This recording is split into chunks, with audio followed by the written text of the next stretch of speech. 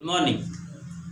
आज विज्ञान की पहली कक्षा आपकी प्रारंभ हो रही है, तो उसी में पहला चैप्टर रासायनिक अभिक्रिया एवं समीकरण, जिसमें पहले पार्ट में हम रासायनिक अभिक्रियाओं का अध्ययन करेंगे और जानेंगे कि क्या होता है रासायनिक अभिक्रिया।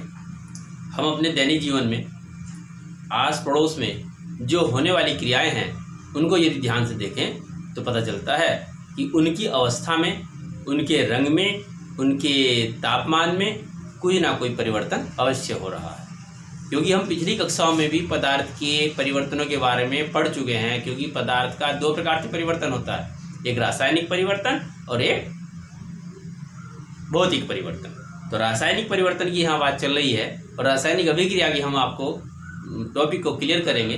तो आइए बताते हैं कि रासायनिक अभिक्रिया क्या है। जब कोई रासायनिक परिवर्तन होता है तो कहते हैं या कह सकते हैं कि यहाँ रासायनिक अभिक्रिया हो रही है। यह रासायनिक अभिक्रिया जैसे लोहे की किसी वस्तु को नमी वाले वायुमंडल में छोड़ देने पर उसकी अवस्था में, उसके रंग में, उसके तापमान में, उसके आकार में कुछ ना कुछ परिवर्तन होता है। उसी प्रकार से यदि दूध को गर्मी के दिनों में दूध को कमरे के खुले टेम्परेचर पर छोड़ दिया जाए तो दूध की अवस्था में भी कोई ना कोई परिवर्तन होता है। और यहाँ आपका जब हम सांस लेते हैं तो जो हवा ऑक्सीजन अंदर जाती है उससे भी कोई ना कोई परिवर्तन होता है। और जब हम खाना खाते हैं तो भोजन जो खाना खाया जाता है उससे भी वो शरीर में पचता है, तो वहाँ भी कोई ना कोई परिवर्तन अवश्य होता है। तो इसी प्रकार से हमारे शरीर में, हमारे अड़ोस पड़ोस में, हमारे आसपास में जो भी परिवर्तन होते हैं वहाँ हम कह सकते हैं कि यहाँ रासायनिक अभिक्रिया हो रही है। यह रासायनिक अभिक्रिया का निर्धारण मुख्य रूप से 4 बिंदुओं पर आधारित होता है। देखिएगा, नंबर 1 अवस्था परिवर्तन, अवस्था में परिवर्तन। नंबर 2 रंगों में परिवर्तन। नंबर 3 गैस का निकलना, गैस भी निकलती है जब कोई रासायनिक परिवर्तन होता है। और तापमान में परिवर्तन। तो ये सारी की सारी जो रासायनिक क्रियाएं हैं, रासायनिक अभिक्रिया हैं, इन बिंदुओं के आधार पर निर्धारित की जाती हैं। इस वीडियो में तो हम आपको इतना ही बता रहे हैं।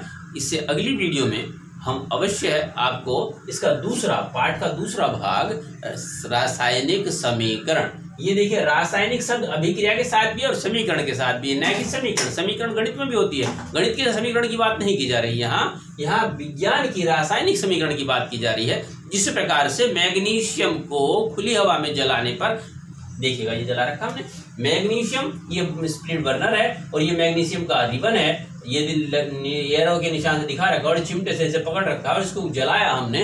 तो खुली हवा में जलाने पर, खुली हवा में क्या अधिकांश मात्रा ऑक्सीजन की होती है और ऑक्सीजन से मैग्नीशियम, जलता हुआ मैग्नीशियम क्रिया करके मैग्नीशियम ऑक्साइड बनाता है। तो ये यहाँ सफेद रंग का एक जला हुआ छाई सी, जैसे कागज के जलने के बाद छाई मिलती है, उसी प्रकार से व्हाइट रंग की एक छाई यहाँ मिलेगी, उसे कहते हैं मैग्नीशियम ऑक्साइड। किंतु जब ये मैग्नीशियम का रिबन स्प्लिट लैंप पर जलता है तो इसकी जो ज्वाला होती है वो व्हाइट रंग की, यानी श्वेत रंग की, तेज चमकदार श्वेत रंग की होती है। ठीक है, इससे पता चलता है कि यह ऑक्सीजन की उपस्थिति में जल रहा है।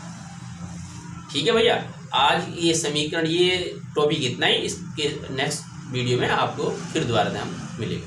नमस्कार।